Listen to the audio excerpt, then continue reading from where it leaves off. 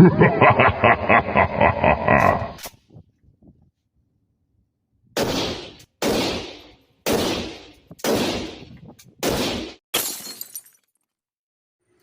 going on, YouTube? It's AK-Curt back at you guys with another Pioneer Arms review. And this time, this is a good review because when I unboxed it and took it to the range, I had feeding issues. One of the issues was due to me, but all the other issues was due to Pioneer Arms and this firearm. Now, I'm here to explain what I did and what my issues were and how I fixed them. But like I said in my videos before, I love the furniture from before, the wood furniture. I got the brown magazine and the pistol grip to match it. It was a sweet color. But on this, I had to switch it, and I had the idea of switching the furniture to blue, which it turned out perfect. So what I did was I took a FDE Magpul handguard, which it comes with, the Pioneer Arms come with a handguard for the AKM, just like the Z or the AKV. It come with this little cutout right here for the sling loop. So I can also put this handguard on my Draco. But the handguard that I have on my Draco, I can't put on here or the AKV due to the handguard not having this L cutout for the sling loop. So I could put this on the Draco, but I can't put the Draco Magpul furniture on here unless I cut this loop off. Now, what I did for the furniture is I took the FDE Magpul handguard, and I took a gray, I would say Destroyer Gray ATI grip, but it wasn't Destroyer Gray because the gray didn't match my Destroyer Gray AKV furniture. So this blue part right here was gray. This was full on FDE, and I took sapphire blue dye, grit dye, sapphire blue, and I dumped these in there for a few minutes, and it's the color I got, and I'm happy with it. I'm stoked on how good it came out. Now, I'm going to show you that this gun is clear. Nothing in there. So, I'm going to break it down, and I'm going to show you guys what I did and what Pioneer Arms did. Okay, now that I got the gun all broken down, when I got this gun out of the box, the dumbest shit that I've ever done in my life, I did it to my Comrade 12. I shouldn't have did it to this Hellpup. Now, what I did to my Comrade 12 was my bolt, the bottom of my bolt right here. This is the part that hit the ammunition and send the ammunition into the chamber. The dumbest shit that I did was that I rounded this piece off a little too much.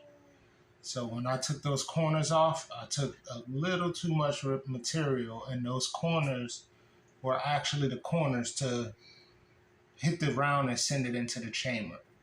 So in order to fix that mistake, because I was going to take my bolt, because it is serialized, so I didn't want to change my bolt.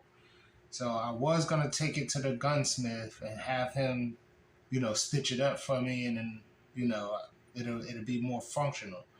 But that was not the actual mistake. I was able to fix the feeding issue in a different way.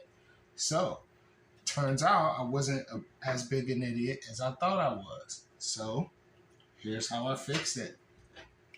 Now, after careful examination, this piece right here that feeds the ammunition, like this is the ramp that the ammunition hit, the right side and the left side. Now, this piece right here was it was like a block. So all I had to do was take a piece of sandpaper, which I didn't take sandpaper. I have like Harbor Freight tools, which are real thin files, real small files. I took that edge down and I rounded that edge off.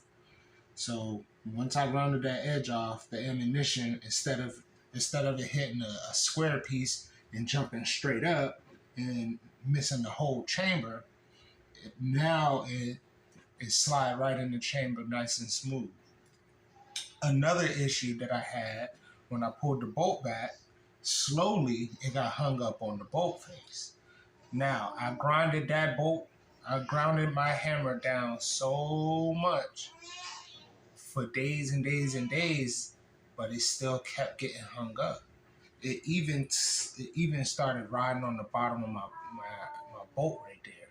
You know, so in order for me to figure that out, I flat out had to change the trigger. Now, I didn't really realize that I had to change the trigger until it took me so long to like grind down the bolt or the hammer, and it still didn't work. Okay, basically, I got curious on why, if I ground the hammer down so much, why was it still getting hung up? So my curiosity piqued me to take the trigger out of my Draco and see if it fit in the Hellpup, this 5.56 Hellpup, and it did. So, see, you can see that C mark on the trigger. That's my Draco trigger. So I absolutely had to switch my Draco's trigger, and I'll go over that in a different video. So basically, this is the trigger to my Draco. The Hellpup, the Pioneer Hellpup trigger, is sitting in my storage bag. So I had to get rid of that trigger because it was a single hook trigger. Now this gun works a lot better with a double hook trigger. And I'm not sure if you can see it pretty good, but it's 2 hooks on that hammer. So this is a double hook trigger, and it works just fine on the double hook trigger. The reason why it wasn't working on a single hook trigger is because the hammer sat like a 1/4 inch higher than this hammer does. This hammer lays like more flat.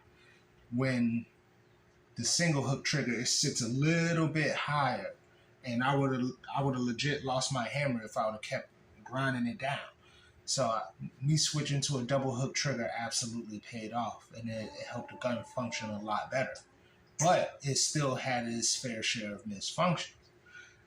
Now, let me explain another one. Besides the trigger, besides me grinding down the hammer and making that smooth, besides me rounding the feeding ramp off, the main issue was that the magazine did not fully sit right in the well. Like, it caught on the latch. It caught on the latch, but it still had a little bit of play. Now, that little bit of play from me grinding down on the hammer was driving me nuts, because I thought it was the hammer. I thought it was the bolt. I thought me grinding down on the bolt was forcing me to come down on the hammer. You know, it was like a chain reaction. So when I switched the trigger and the gun started feeding a little bit better, it led me to believe that wobbly mag was really the problem. So that was probably the problem from the get-go. But yeah. So basically, me coming down on that bolt right there on the corners, made me come down on the hammer, which made me figure out that I just flat out needed a trigger change. Me changing the trigger and making the functionality of the gun pretty much in the 85th percentile range led me to believe that the wobbly mag was the only thing that I had to fix. So I didn't know how to fix the wobbly mag. So I started putting like glue and stuff on the locking lug. None of it worked. So I was like, man, what the hell can I do? Well, I figured it out. That is not the OG mag release tab. This mag release tab is from M&M Industries, where basically right in here where the gap is, where the locking lug get caught up at, it's more at an angle. It's like a slope, like that. Instead of it being flat, like a normal locking tab is, it's not flat up there. It has a slope. So it's a self-adjusting slope. So if your mag was wobbly like mine, basically if you switch that tab out, which is about 30, 45 bucks, if you switch this tab out, your mag will sit so tight in there. So basically when I switched that, the whole gun worked so much better. And that's where you got the last clip in that last video that I just showed. So hopefully that helps you in your AKM 5.56 or Yugo or whatever you're trying to work on, if you guys do work on your guns. So stay tuned for a future video where I talk about my Comrade 12, where I color filled some furniture on there, and that also looks pretty badass. So stay tuned. AK-Curt, like, comment, and subscribe. Peace and love.